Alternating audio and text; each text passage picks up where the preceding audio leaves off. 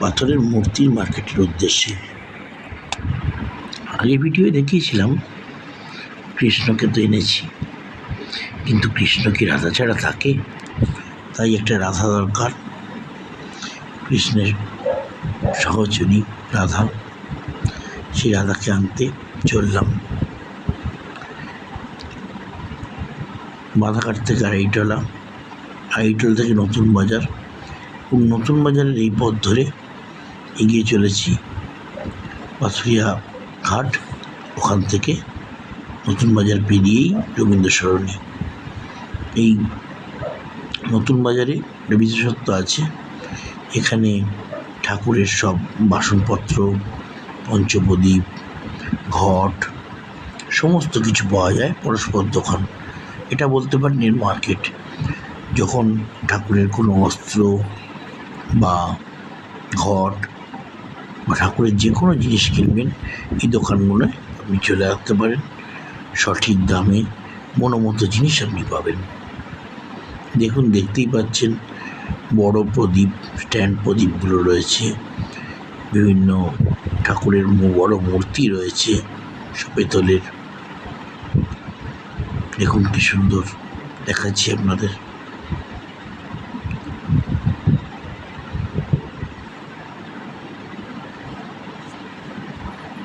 এই দেখুন, এখানে আমার কাঠের সব জিনিস রয়েছে, কাঠের ছোটো ছোটো মন্দির, লেটার বক্স, কাঠের ছোটো ছোটো টুল, বারকোশ ইত্যাদি রয়েছে। এসে পৌঁছে গেছি পাথরের মার্কেটে। পাথরের মূর্তি, অসাধারণ শিল্পকর্ম, কি অসাধারণ সৃষ্টি। রাধার সন্ধানে এসে গেছি, খুঁজে বেড়াচ্ছি চারিদিকে রাধাকে। একটা পছন্দসই রাধা নিয়ে যেতে হবে, কৃষ্ণের সঙ্গে থাকবে। রাধা ছাড়া কৃষ্ণ হয় না, কৃষ্ণ ছাড়া রাধা হয় না। কৃষ্ণ একা রয়েছে, রাধা না হলে চলে। তাই এসে গেছি রাধার সন্ধানে, রাধাকে নিয়েই যাব। প্রত্যেকটা দোকান ঘুরে ঘুরে দেখছি এবং আপনাদেরও দেখাচ্ছি কি সুন্দর কারুকার্য, কি সুন্দর পাথরের মূর্তিগুলো, কি নিদারুণ হাতের কাজ। দেখুন রাধাকৃষ্ণের শেডগুলো দেখুন, কি ভালো। দেখে মনে হচ্ছে না বাড়িতে নিয়ে যাই, এদের সেবা দিই।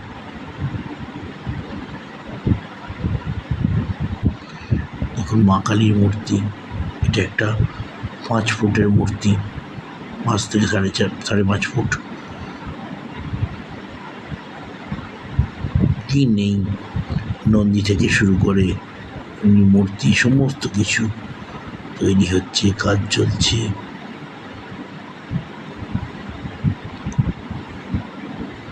হর হর মহাদেব, মহাদেবের মূর্তি। দেখুন চন্দন ঘষার পাথর, পাথর বাটি, লক্ষ্মী, সরস্বতী, শিবলিঙ্গ, যা চাইবেন আপনি পাবেন। অনেক রকম পাথরের কোয়ালিটি আছে। এই যে মূর্তিগুলো দেখছেন বা রাধাকৃষ্ণ সেটগুলো দেখছেন, বেশিরভাগ ইন্ডিয়ান মার্বেলের। এছাড়া কিছু আছে ভিয়েতনাম মার্বেলের।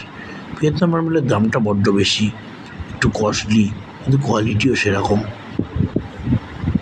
এখানে আপনি পছন্দ মতো কিনেও নিয়ে যেতে পারেন, বা এদের যদি অর্ডার দেন এনারা বানিয়ে দেবে। র মেটেরিয়ালটা রাজস্থান থেকে হোক, বাইরে থেকে হোক আনিয়ে এরা বানিয়ে দেবে আপনার মন মতো। এখানে শুধু মূর্তি নয়, এই ধরনের মন্দিরগুলোও পাবেন, ঠাকুর রাখার রেডিমেড মন্দির, খুব সুন্দর বিভিন্ন সাইজের পাবেন মন্দির, ছোট থেকে বড় সব রকমই রয়েছে।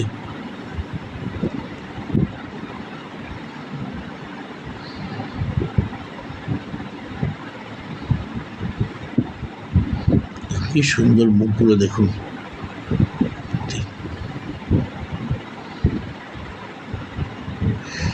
যেটা দেখতেই দারুণ লাগে। আপনি যান, আপনার কখন ঘন্টার পর ঘন্টা কেটে যাবে সময় মূর্তিগুলো দেখতে দেখতেই ভাবতে পারবেন না।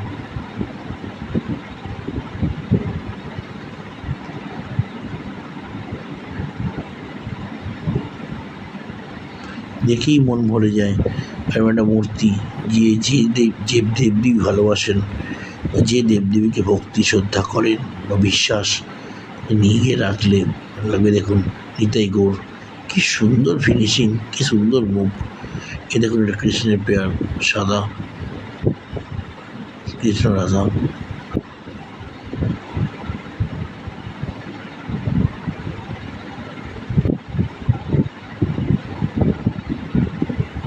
এই দোকানটা থেকে আমরা কৃষ্ণ নিয়েছিলাম। ঠিক জোড়াসাঁকোর ঠাকুর বাড়ির পার্শ্ববর্তী যে রাস্তাটা, সেখানে পরস্পর দোকান। এটা জোড়াসাঁকোর ঠাকুর বাড়ির সামনেই যে দোকানটা, সেই দোকান থেকে নিয়েছিলাম। এরকম বাবা লোকনাথ, আমরা সব রকম মূর্তি পাবেন। যার যে দেবদেবীর প্রতি বিশ্বাস, রেডি হয়ে গেছে, যে যাবে। দেখুন পালিশের কাজ চলছে, ঘষামাজের কাজ চলছে,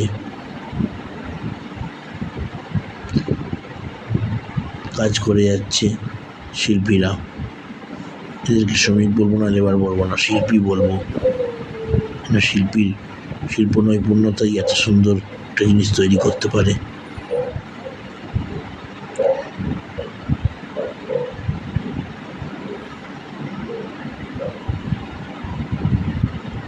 তাই আপনারা দেখে নিশ্চয়ই আপনাদের প্রেমে পড়ে যাচ্ছেন। এ দেখুন শিবলিঙ্গ, তার পাশে নন্দী। এই নন্দী হচ্ছে বার্তাবাহক। শিবকে আমরা যা মনস্কামনা করি বা যা বলি, তাই নন্দীর মাধ্যমে এই বার্তা পৌঁছয়। যাই হোক, দেখালাম যতটা পারলাম আপনারা আসুন, দেখুন, পছন্দ করুন, বাড়িতে এরকম মূর্তি নিয়ে যান। আশা করি ভিডিও ভালো লাগবে। পরের ভিডিওতে আবার অন্য কোনো একটা জায়গার বর্ণনা নিয়ে ফিরে আসবো। আপনারা দেখতে থাকুন। আমার ভিডিওটি এখানে আমি শেষ করছি। এ দেখুন শিবলিঙ্গ তৈরি হচ্ছে। আবার পরের ভিডিওতে দেখা হবে নতুন জায়গার সন্ধান নিয়ে।